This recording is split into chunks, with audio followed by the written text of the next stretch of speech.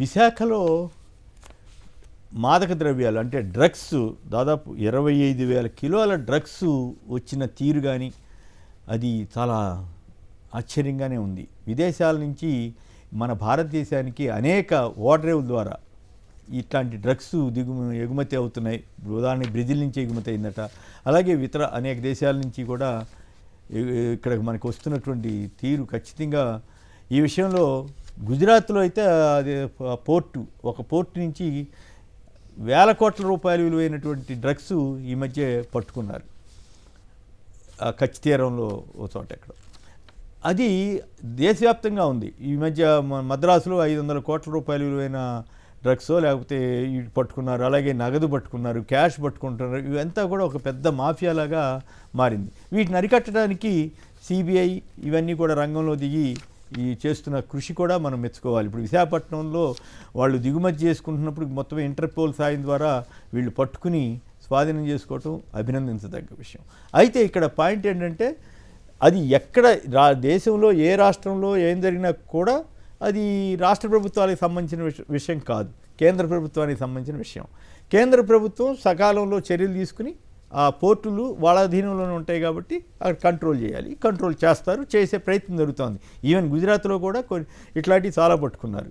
So ఈ పరిస్థితులు అయితే ఆంధ్రప్రదేశ్లో మాత్రం ఈనాడు, ఆంధ్రజ్యోతి ఏమని ఎట్లాగొట్లా ఈ కేసుని వైసీపీకి చుట్టి ఎన్నికల్లో రాజకీయ లబ్ధి పొందాలి, విశాఖపట్నంలో ఏదో జరిగిపోతోంది అనేటువంటి దుర్మార్గపు ఆలోచనతో విశాఖపట్నం బ్రాండ్ ఇమేజ్ని చెడగొట్టడానికి వాళ్ళు విశ్వప్రయత్నం చేస్తున్నట్టుగా కనపడింది.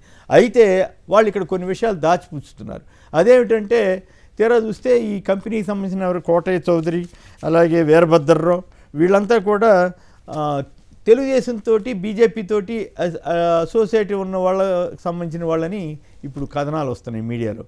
మరి అది కరెక్టే అయితే మరి ఇప్పుడు దానికి మరి అసలు మామూలుగా అయితే ఈనాడు వాళ్ళు, ఆంధ్రజ్యోతి వాళ్ళు కోడిగుడ్డుకి మీద ఎంట్రుకలు బీకినట్టుగా పొరపాటున ఇంకెవరన్నా వేరే వాళ్ళు అయి ఉంటే వాళ్ళందరి వివరాలు, వాళ్ళు ఏ ఊరు, ఎక్కడ వాళ్ళు, ఎవరికి సంబంధం ఉంది, ఎవరికి బంధువులు, ఇవన్నీ రాసేసేవాళ్ళు కదా. ఇవి రాయకపోయేసరికి నాకు డౌట్ వస్తూ ఉంది. ఖచ్చితంగా ఇదేదో టీడీపీ బీజేపీకి సంబంధించిన వాళ్ళేమో ఈ నిందితులనండి, లేకపోతే ఈ కంపెనీ సంధ్య ఆక్వా ఎక్స్పోర్ట్ అనేటువంటిది వాళ్ళకి సంబంధించి బట్టే వాళ్ళు ఈనాడు వాళ్ళను ఆంధ్రజ్యోతి వాళ్ళు కప్పిపుచ్చే ప్రయత్నం చేస్తూ పైగా వైసీపీ వాళ్ళు ఏదో ఆటంకం దర్యాప్తు విషయంలో లేదా తనిఖీల విషయంలో ఆటంకం కల్పించబోయారనేటువంటి ప్రయత్నం చేశారని రాశారు.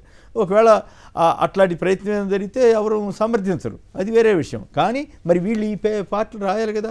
సపోజ్ ఈ కోటయ్య చౌదరి ఎవరు, ఎక్కడి నుంచి ఎక్కడికి వచ్చాడు, ఆయన వృత్తి ఏమిటి, ఆయన ప్రవృత్తి ఏమిటి, ఈ వీరభద్రరావు అన్న ఎవరు, వాళ్ళిద్దరికీ ఏంటి, ఆయన కుమారుడా కాదా, ఆయన వీరభద్రరావు తండ్రి, కోటయ్య చౌదరి ఏమో కొడుకట.